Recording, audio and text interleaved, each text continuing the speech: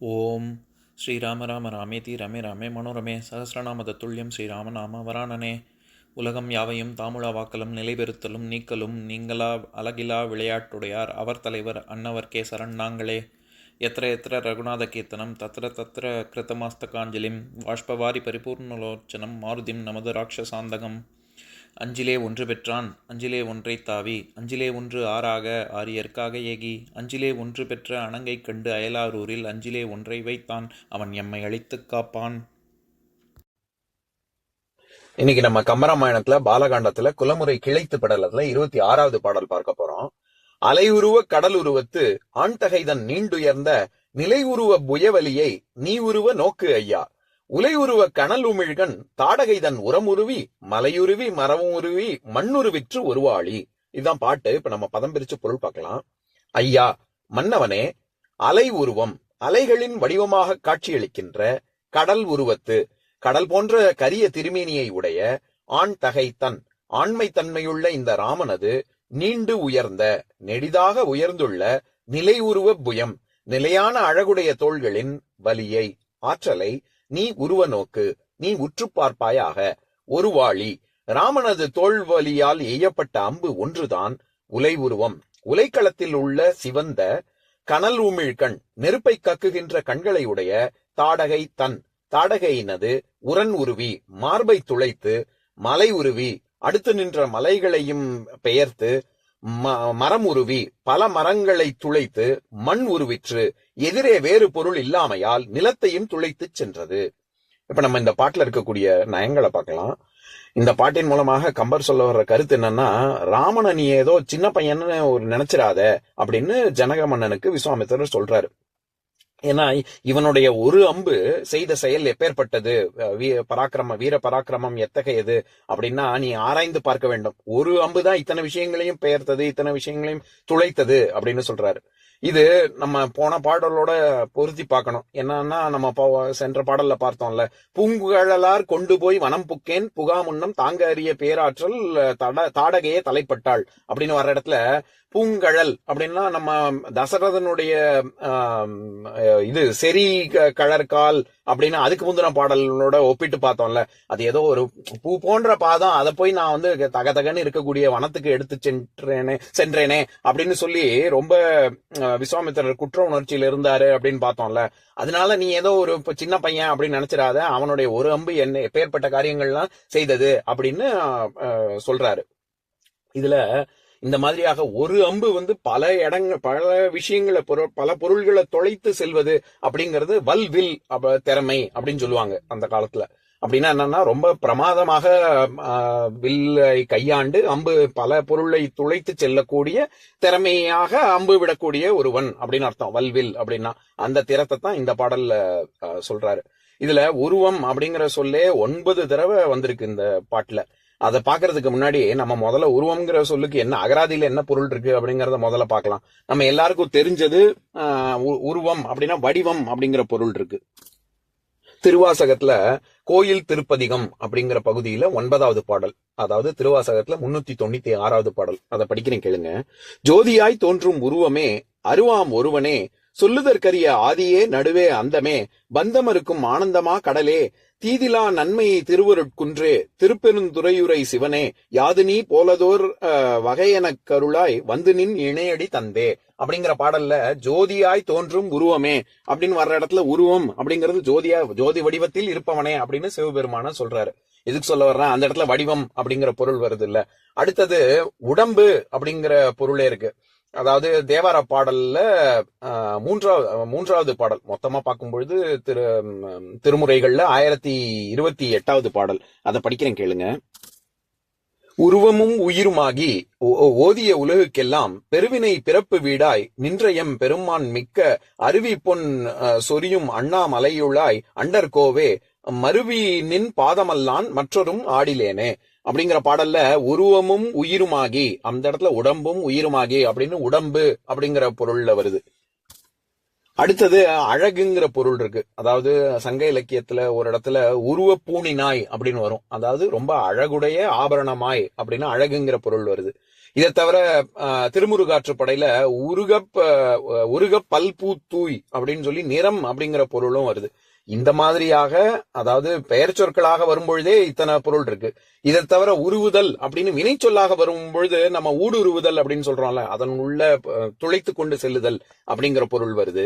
அதை தவிர இப்ப ஏதாவது ஒரு இலையையோ காயையோ பறிக்கிறது அப்படின்னா அதை உருவு, அதை மரத்துல இருந்து உருவு அப்படின்னா அது பறி அப்படின்னு அர்த்தம். பறித்தல்ங்கிற பொருள்ல வருது. அடுத்தது அந்த முடிச்ச உருவு அப்படின்னு சொல்றோம். அந்த இடத்துல முடிச்ச இன்னும் கொஞ்சம் லூஸ் பண்ணு, கழற்றுதல் அப்படிங்கிற பொருள்ல வருது. இதெல்லாம் தவிர அதை வாழை உருவு அப்படின்னு சொன்னா வாழை உரையில இருந்து வெளியில எடுத்தல் அப்படிங்கிற பொருள் இருக்கு. ஆக துளைத்தல், பறித்தல், கழற்றுதல், எடுத்தல் அப்படின்னு வினை சொல்லா பார்க்கும்பொழுது 4 விதமா பொருள் இருக்கு. இப்ப நம்ம கம்பராமாயண பாட்டுக்கு வருவோம். அதாவது இங்க என்னென்ன உருவம்ங்கிறது என்னென்ன விதத்துல எல்லாம் சொல்றாருன்னு பார்க்கலாம். அலை உருவம் அப்படின்னு சொல்ற இடத்துல அலைகளை போன்ற வடிவம் கொண்டுள்ள ராமன் அப்படின்னு.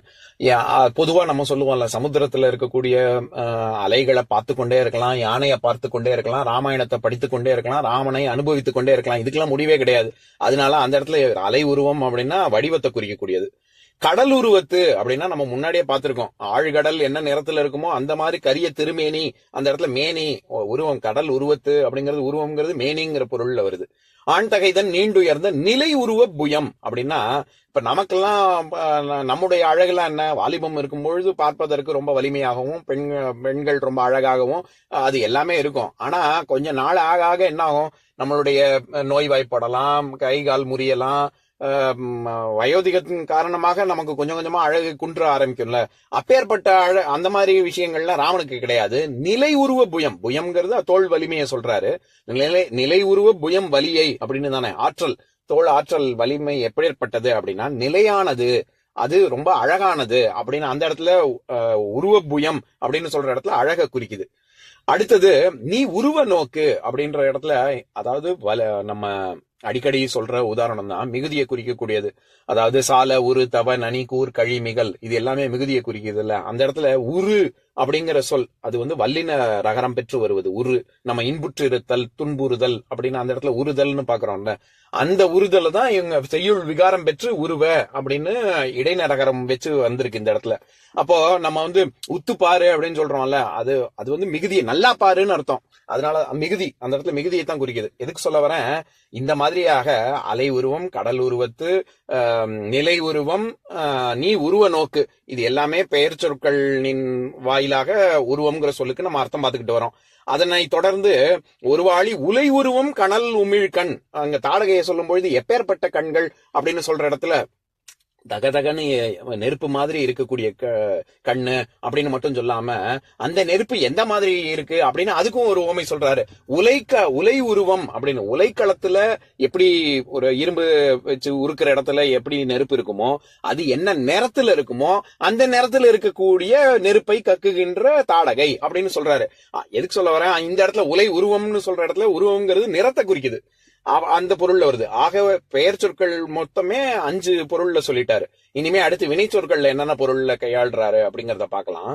தாடகை தன் உரன் உருவி, இந்த இடத்துல உருவுதல், உரம், நெஞ்சில் உரம் இருக்கா அப்படின்னு கேட்கிறோம்ல, அது உரம்னாலே மார்பை குறிக்கும். அதனால மார்பை துளைத்து, இந்த இடத்துல துளைத்தல் நம்ம ஊடுருவுதல்ங்கிற அர்த்தம் பார்த்தோம்ல, அந்த மாதிரி துளைத்தல்ங்கிற பொருள் இருக்கு. அடுத்தது அது என்னெல்லாம் செய்யுது அந்த அம்பு அப்படின்னா மலை உருவி. மலையை நம்ம அர்த்தம் பார்க்கும்பொழுது மலையையும் துளைச்சுச்சு அப்படின்னு அர்த்தம் பண்ணிடக்கூடாது. ஏன்னா உருவுதல் அப்படிங்கிறதுக்கு நம்ம பல அர்த்தம் பார்த்தோம்ல. அதுல ஒண்ணு என்னது, அப்படியே இது எடுத்து செல்லுதல், பறித்தல் அப்படிங்கிற பொருள் பார்த்தோம்ல. எப்படி நம்ம அந்த செடியை இலைய உருவு அப்படின்னு சொன்னா இலைய மொத்தமாக புடுங்கிறது, அந்த மாதிரி மலையவே பேர்த்து எடுத்து சென்றது அப்படிங்கிற பொருள்ல வருது. அடுத்தது மரம் உருவி அப்படின்னா மரத்தை ஏதோ தொலை போட்டு சென்றது அப்படின்னு நம்ம அர்த்தம் பண்ணிடக்கூடாது. அந்த இடத்துல மலை உருவி அப்படின்னா மலையவே அப்படியே பறித்து எடுத்து சென்றது அப்படின்னு, மொத்தமா மரத்தையே அப்படியே வேரோட எடுக்கிறது இருக்குல்ல, அந்த மாதிரி எடுத்துடுச்சு அப்படின்னு சொல்றாரு. இறுதியாக மண் உருவிற்று அந்த இடத்துல உருவுதல் அப்படிங்கிறது நம்ம வாழ் உரையில இருந்து எடுக்கிறதுன்னு சொல்றோம்ல, அந்த மாதிரி மண்ணை வந்து பூமியில இருந்து அப்படியே எடுத்து சென்றது. அது இறுதியாக மண்ணில் தான் கொண்டு போய் விழுந்தது அப்படிங்கிறாரு. ஆனா அங்க இருக்கக்கூடிய மண்ணுமே வந்து இதன் அம்பு பாய்ஞ்சதன் காரணமாக அங்க வந்து அப்படியே மண்ணும் இடம்பெயர்ந்தது அப்படின்னு சொல்ல வர்றாரு. எதுக்கு இந்த இத்தனை வித்தியாசமா பொருள்லாம் நம்ம பார்க்க வேண்டியிருக்குன்னா, இது வந்து சொல் அணி வகையை சேர்ந்தது. 9 இடத்துல உருவம்ங்கிற வார்த்தை வந்திருக்கு. 5 பெயர் சொற்களாகவும் 4 வினை சொற்களாகவும் எல்லாம் வெவ்வேறு அர்த்தத்துல வந்திருக்கு. அதுக்காக சொல்ல வரேன். நான்லாம் சின்ன வயசுல படிக்கிற காலத்துல சில இங்கிலீஷ் மீடியத்துல படிக்கும்பொழுது இங்கிலீஷ்ல சில சென்டென்சஸ் எல்லாம் பார்த்துட்டு அடேங்கப்பா அப்படின்னு வியந்தது உண்டு. இப்போ உதாரணத்துக்கு சொல்றேன்னா, don't trouble until trouble troubles you, for it doubles the trouble and troubles the others அப்படின்னு சொன்னா, அப்பா எத்தனை ட்ரபிள் வந்திருக்கு அப்படின்னு சொல்லி ஆச்சரியமா பார்த்தது உண்டு. இல்லாட்டி இங்கிலீஷ்ல பிகாஸ் அப்படிங்கிற ஒரு வார்த்தை அடுத்தடுத்து 3 தடவை ஒரே சென்டென்ஸ்ல எங்கேயாவது வருமா அப்படின்னு கேட்டா, a sentence in English will not start with because is a conjunction அப்படின்னு சொல்லி பிகாஸ் 3 தடவை வருது, அழகப்பா அப்படின்னு வியந்தது உண்டு. அப்ப யாராவது ஒருத்தர் நீ முதல்ல தமிழ் தாய்மொழியான தமிழை போய் ஒழுங்கா படிப்பா. அதுல உதாரணம் சொல்லி, இப்ப உதாரணத்துக்கு பொருள் செயல் வகை அப்படிங்கிற அதிகாரத்துல முதல் குறள், அதாவது திருக்குறள்ல 751வது குறள், பொருள் அல்லவரை பொருளாக செய்யும் பொருள் அல்லதில்லை பொருள் அப்படின்னா 4 தடவை பொருள்ங்கிற வெவ்வேறு பொருள்ல பொருள்ங்கிற வார்த்தையே வந்திருக்கு. பொருள் அல்லவரை அதாவது அந்த இடத்துல ஒரு வேல்யூ, ஒரு மதிப்பு அப்படிங்கிற பொருள்ல வருது. பொருளாக செய்யும் ரெஸ்பெக்ட் மரியாதை அப்படிங்கிற பொருள்ல வருது. பொருள் அல்லது இல்லை அப்படின்னா அந்த இடத்துல ஒரு ஐஸ்வர்யம், ஒரு வெல்த் அப்படிங்கிற பொருள்ல வருது. இல்லை பொருள் அந்த இடத்துல ஒரு திங், ஒரு ஆப்ஜெக்ட் அப்படின்னு 4 பொருள் 4 விதத்துல வருது இல்ல. இதெல்லாம் உதாரணம் சொல்லியிருக்கலாம். இல்லாட்டி எல்லாருக்கும் தெரிஞ்சதுதான், அதாவது கேள்விங்கிற அதிகாரத்துல முதல் குறள், அதாவது திருக்குறள்ல 411வது குறள், செல்வத்துள் செல்வம் செவிச்செல்வம் அச்செல்வம் செல்வத்துள் எல்லாம் தலை அப்படின்னு அங்கேயாவது 4 பொருள் தான் வந்துச்சு. இங்க இருக்கிறதே மொத்தம் 1.25 அடி தான் திருவள்ளுவர் சொல்றது. அதுலயே 5 செல்வம் சொல்றாரு. 5 செல்வம் சொல்றது மட்டும் பெரிய விஷயம் இல்ல, அது 5மே வெவ்வேறு பொருள்ல வருது. அது நமக்கு எப்படி தெரிய வருது அப்படின்னா, இதுக்குதான் பரிமேலழகருடைய உரை நமக்கு ரொம்ப அவசியம். அதுல குறிப்புல என்ன சொல்லியிருப்பாரு, செவியான் வரும் செல்வம் கேள்வியால் எல்லா பொருளையும் அறிதல், பிற செல்வங்கள் பொருளால் வருவன அவை நிலையா ஆகலானும் துன்பம் விளைவிப்பன ஆகலானும் இது தலையாயிற்று, அவற்றை ஒழித்து இதனையே செய்க என்பது குறிப்பெச்சம் அப்படின்னு சொல்லியிருப்பாரு. அப்படின்னா என்ன, மத்த செல்வம் எல்லாம் நமக்கு துன்பத்தை தான் கொடுக்கும். இது செவிச்செல்வம் நமக்கு வந்து காதினால் மத்தவங்க சொல்றத கேட்டு வரக்கூடிய கல்வி முறை, அந்த கல்வி நமக்கு கிடைக்கக்கூடிய கல்வி அது இன்பத்தை மட்டும்தான் கொடுக்கும், அதனால இது சிறந்தது அப்படின்னு சொல்லியிருப்பாரு. இத குறிப்பா இது தெரிஞ்சுட்டு நம்ம என்ன பண்ண போறோம், 5 செல்வம் படிச்சாச்சு மனப்பாடம் பண்ணியாச்சு போயாச்சு அப்படின்னு இருக்க கூடாது. இதுதான் அதனை மிச்சத்தெல்லாம் ஒழிச்சிட்டு இதனையே செய்க என்பது குறிப்பெச்சம் அப்படின்னு சொல்றாரு. அதனால கேட்டுட்டு மட்டும் இருக்காதீங்க, அதை செய்யுங்க அப்படின்னு சொல்றாரு. எதுக்கு இதெல்லாம் சொல்ல வரேன், அப்ப யாராவது தமிழ்ல இந்த மாதிரி குறள் எல்லாம் இருக்கு, இதெல்லாம் முதல்ல நீ தெரிஞ்சுக்கோ, அப்புறம் அதுக்காக இங்கிலீஷை மட்டமா சொல்லல, நீ முதல்ல இதெல்லாம் படி, இதுலயும் இப்படி எல்லாம் இருக்கு அப்படின்னு யாராவது சொல்லிருக்கலாம்ல. அந்த மாதிரி எதுக்கு சொல்ல வரேன், அந்த மாதிரி கம்பர் வந்து இங்க உருவம்ங்கிறத கையாண்டிருக்காரு. இப்ப நமக்கு தோணலாம் இதெல்லாம் தான் மொத்தம் உள்ள அர்த்தமா அப்படின்னு கேட்டா, இல்ல இதை தவிர இன்னும் 5-6 அர்த்தமும் இருக்கு. அதாவது வேஷம் அப்படிங்கிற ஒரு பொருள்ல வருது. கூடா ஒழுக்கம் அப்படிங்கிற அதிகாரத்துல 3வது குறள், அதாவது திருக்குறள்ல 273வது குறள், அதை படிக்கிறேன் கேளுங்க. வலியில் நிலைமையான் வல்லுருவம் பெற்றம் புலியின் தோல் பொறுத்து மேய்ந்தற்று அப்படிங்கிற குறள்ல ஒரு வலிமை இல்லாதவன், அதாவது ஒரு ஒழுக்கம் இல்லாதவன் ஏதோ ஒழுக்க சீலன் மாதிரி நடிக்கிறது, அது எப்படின்னா புலியோடைய தோலை போய் பசு போட்டுட்டு மேயறதுக்கு சமம் அப்படின்னு சொல்ற இடத்துல வல்லுருவம் அப்படிங்கிற வார்த்தையை கையாண்டிருப்பாரு. அந்த இடத்துல உருவம் அப்படிங்கிறது வேஷம் அப்படிங்கிற பொருள்ல வருது. இந்த மாதிரி இதை தவிர இன்னும் பிரதிமை, ஒரு களிமண்ணால செய்யக்கூடிய உருவம் அல்லது சுவாமி உருவம், ஸ்வரூபம் அப்படின்னு சொல்றோம்ல அந்த உருவம், அப்புறமா பௌத்தத்துல வந்து பஞ்சகந்தம் அப்படின்னு சொல்லுவாங்க. அந்த பஞ்சகந்தத்துல 1 பாடிலி ஃபார்ம் அப்படி இல்லாம அர்த்தம் இருக்கு. இந்த மாதிரி நிறைய அர்த்தமும் இருக்கு. இத்தனை அர்த்தமும் நம்ம ஏன் தெரிஞ்சுக்கணும் அப்படின்னா, இப்ப ஏதோ நம்ம கூகுள் பண்ணி டக்குன்னு அல்லது ஏஐல கிளாட்லயோ சாட் ஜிபிடிலயோ போட்டா அது ஒரு 4-5 அர்த்தத்தை சொல்லும். அது சரியான்னு கூட நமக்கு தெரியாது, அது வேற விஷயம். அது ஆனா இப்ப இத்தனை அர்த்தமும் நமக்கு நான் எதுக்கு சொல்ல வரேன், நம்ம சும்மா தேடினாலே கிடைக்கும். கம்பர் காலத்துல அவருடைய குரு எல்லாம் கேள்வி காது வழி கல்விதான். அதனால அவங்க குருமார்கள் என்ன சொன்னார்களோ அதை கேட்டுக்கிட்டு புரிஞ்சுக்கிட்டு இப்படி தேவாரம் திருவாசகம் அந்த மாதிரி பல நூல்கள் இருக்கும், அதெல்லாத்தையும் எடுத்து படிச்சுக்கிட்டு அதுல என்ன பொருள்ல கையாண்டிருக்காங்க அப்படிங்கறத உள்வாங்கி அதுக்கப்புறமா ஒரு கவிதையை படிச்சு அதுல இந்த சொல்லணி எல்லாம் வச்சு இத்தனை விஷயங்கள் அவர் பண்ணியிருக்காருன்னா அப்ப அவர் எப்பேற்பட்டவரா இருப்பாரு. இப்ப அடுத்து இந்த கம்பராமாயண பாட்டிலேயே இன்னொரு விஷயமும் இருக்கு, அதையும் சொல்லிடுறேன். அதாவது இங்க ஒரு வாளி அப்படின்னு சொல்றாருல ராமன், அதுக்கு அந்த ஒரு வாளி அப்படிங்கிறதுக்கே 3 விதமா பொருள் சொல்ல முடியும். அதாவது என்னன்னா, ஒரு அப்படிங்கிற சொல்லுக்கு எல்லாத்தையும் ஒண்ணாக்கு அப்படின்னு சொல்றோம்ல, யுனைட் பண்ணு அப்படின்னு.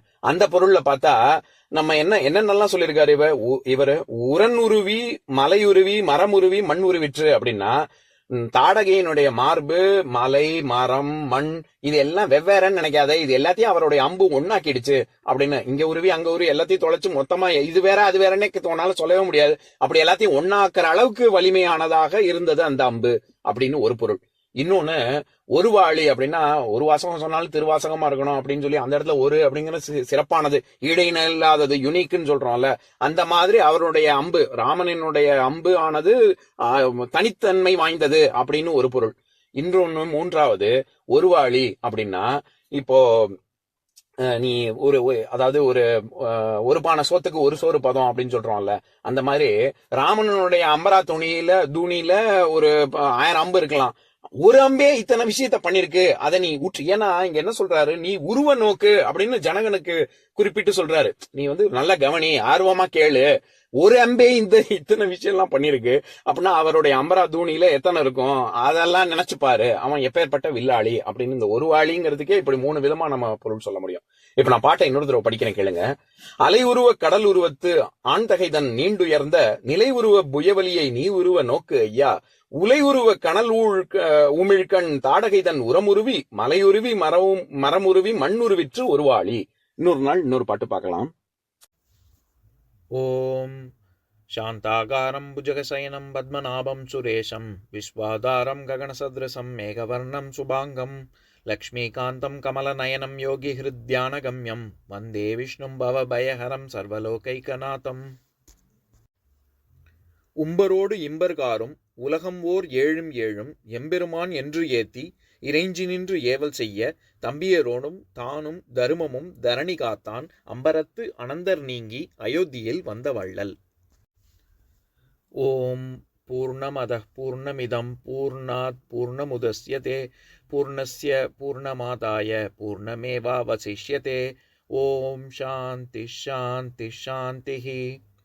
ஓம் சர்வேஷாம் ஸ்வஸ்திர்பவது சர்வேஷாம் சாந்திர்பவது சர்வேஷாம் பூர்ணம் பவது சர்வேஷாம் மங்களம் பவது. ஓம் சாந்தி சாந்தி சாந்திஹி. ஓம் சர்வே பவந்து சுகினஹ சர்வே சந்து நிராமயாஹ சர்வே பத்ராணி பஷ்யந்து மா கஷ்சித் துக்கபாக் பவேத். ஓம் சாந்தி சாந்தி சாந்திஹி.